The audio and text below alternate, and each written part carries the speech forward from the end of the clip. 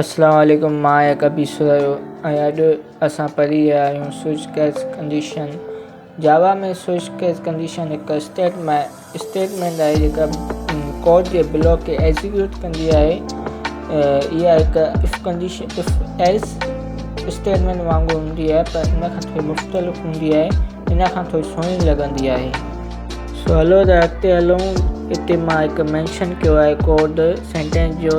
Switch में मां variable रखी आहे जेको केस में खणंदो। अगरि केस 1 हूंदो त 1 जी माना खणंदो, मैच कंदो त 1 जो खणंदो, न त 2 जो, न त डिफॉल्ट करे छॾींदो, को ॿियो आंसर ॾींदो, माना मैच न थियो आहे। इन खां पोइ आहे असांजी केस वैल्यू। इन में जेकॾहिं असां वैल्यू जो वेरिएबल सां मैच थींदो त कोड एग्जीक्यूट थींदो, न त असांखे डिफॉल्ट जी स्टेटमेंट आउटपुट मिलंदी। हर ॿिए केस जे कंटिन्यू एग्जीक्यूट करण लाइ असांखे पहिरियां वारो जेको केस आहे उनखे ब्रेक ॾिबो। ब्रेक जो मतिलबु इहो आहे त उहा हुतां बंदि थी वञे, हाणे मां नओं केस हलायां थो। ऐं उनखां पोइ आहे डिफॉल्ट इहो हूंदो त अगरि को वेरिएबल सां मैच मथां जेका बि केस आहिनि मैच न कंदो त उनखे असां डिफॉल्ट मैसेज ॾींदा त इहो असांजे माना हिन में कोड में कान्हे को। सो हाणे असां पंहिंजे सॉफ्टवेयर में था वञूं, उते असां कोड लिखंदासीं जीअं असां वधीक सम्झी सघूं। ऐं नेट बेस आहे जंहिंमें मां पंहिंजो प्रोजेक्ट खोलींदुमि ऐं हिन प्रोजेक्ट जो नालो लिखंदुमि। सो हिते पंहिंजो प्रोजेक्ट चूज़ थो कयां जेको जावा एप्लीकेशन आहे। उन में नालो लिखियो आहे स्विच केस क्लास जो, छो जे करे ॾाढो क्लास आहे स्विच केस जो। तो मां इहो फिनिश कयां थो, ओपन थो कयां त हिते असांजो पेज खुली वियो आहे क्लास जो। ऐं हिन जेका गैर ज़रूरी कमेंट्स आहिनि, जेका ज़रूरी न आहे हिननि में छो करणु, उनखे मां इरेज़ थो कयां फ़िलहालु। हाणे मां स्टार्ट थो कयां पंहिंजो कोड, ॾिसिजो वधीक तव्हांखे सम्झ में ईंदो। हाणे हिकु क्लास आहे, हिते क्लास जे अंदरि मेथड आहे। मेथड जे अंदरि असां कोड पंहिंजो लिखंदासीं, मटीरियल ॾींदासीं। हाणे मां हिते डेटा टाइप ॾींदुमि इंटीजर जे अंदरि जेको वेरिएबल ॾींदुमि उहो डे ॾींदुमि। ऐं हिन डे जे अंदरि जेको वैल्यू पियो हूंदो उहो 3 पियो हूंदो। जेको बि माना केस 3 हूंदो उनखे डिस्प्ले कराईंदो। 3 में छा बि पियो हूंदो उनखे डिस्प्ले कराईंदो। हाणे मां हिते लिखंदो स्विच जेका स्टेटमेंट आहे, कंडीशन आहे, उन जे अंदरि छा लिखंदुमि, ब्रैकेट ॾेई करे उन जे अंदरि डे लिखंदुमि। पोइ डे जे अंदरि जेको मथे पियो हूंदो वैल्यू उहो खणी ईंदो हेठि। सो हाणे मां हिते ब्रैकेट ॾेई करे अॻिते वधाईंदुमि। इन जे अंदरि केस लिखंदुमि, केस मुख़्तलिफ़ लिखंदुमि, उनखे वरी ब्रेक ॾींदुमि। जेका बि केस ख़तमु थी वेंदा वरी उनखां पोइ डिफॉल्ट ॾींदुमि। हाणे पहिरियों केस आहे मंडे जो। अगरि असांजो केस पहिरियों डे में वञे थो, मैच थिए थो त मंडे डिस्प्ले थींदो। ऐं हिते मां हिनखे ब्रेक ॾींदुमि। ब्रेक ॾियण खां पोइ मां हिते हिकु ॿियो बि केस ठाहींदुमि।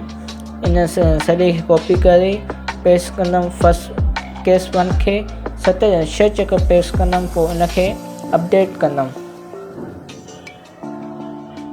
हाणे मां पेस्ट कंदो थो वञा ऐं हिनखे अपडेट कंदुमि, ॾिसिजो पाण। हाणे जेको मां पहिरियों पेस्ट कयो हुनखे 2 थो कयां ऐं उनखां पोइ एडिट थो कयां 3 कंदुमि, उनखां पोइ 4 कंदुमि, उनखां पोइ 5 कंदुमि। पोइ उन में जेका एस आउट आहे उन में मुख़्तलिफ़ डेज़ लिखंदुमि। पहिरियां ट्यूसडे लिखंदुमि, वेनसडे, थर्सडे, फ्राइडे, सैटरडे ऐं संडे बि लिखंदुमि। पोइ उनखां पोइ इंशाल्लाह डिफॉल्ट हलाईंदासीं। डिफॉल्ट खां पोइ इंशाल्लाह असां एग्जीक्यूट कंदासीं। वधीक असांखे डिस्प्ले ईंदो त सम्झ में ईंदो छा थियो आहे। हाणे केस जेका स्टेटमेंट आहे उहा मां अपडेट कई आहे। ऐं जेको आहे आउट हिननि में पढ़ियल आहिनि उन में मां डेज़ चेंज कंदुमि। सभिनि में मंडे आहे, पहिरियों ट्यूसडे लिखंदुमि, उनखां अलावा Wednesday, Thursday, Friday, Saturday, Sunday बि लिखंदुमि। इंशाल्लाह पोइ मज़ो बीहंदो कोड में।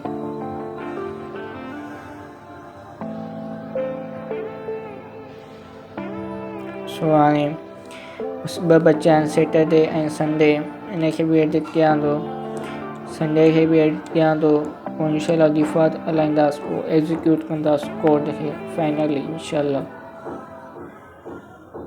सो हमेशह यादि रखिजो डिफॉल्ट जेको हूंदो आहे उहो आख़िर में हलंदो आहे जॾहिं केस बि ख़तमु थी वेंदा आहिनि। त स्विच जे ब्रैकेट में हलंदो आहे, ब्रैकेट जे ॿाहिरां न हलंदो आहे।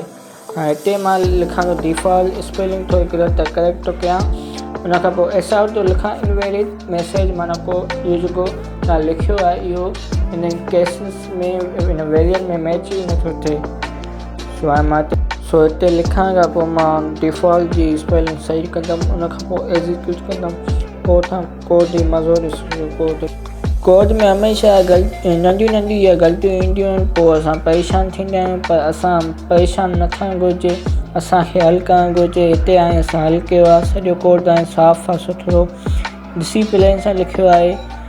हाणे असां हिनखे एग्जीक्यूट कंदासीं। हिते मां ॿुधायां थो डे में 3 ॾिनो आहे, 3 जेको आहे उहा वेनसडे आहे, ऐं एग्जीक्यूट था कयूं त माशाअल्लाह असां अची वियो वेनसडे।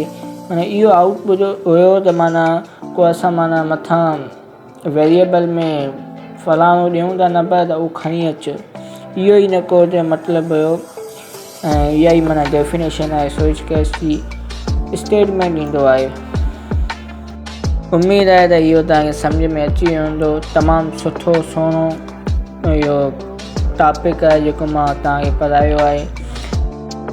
इन में असां स्ट्रिंग बि हलाए सघूं था, ऐं केस में असां नंबर जी जाइ ते अल्फ़ाबेट बि ॾेई सघूं था। उहा पोइ इंशाल्लाह ॿिए जेका सिखंदासीं। नोट अथव, अगरि तव्हांखे खपे त मूंखां घुरिजो।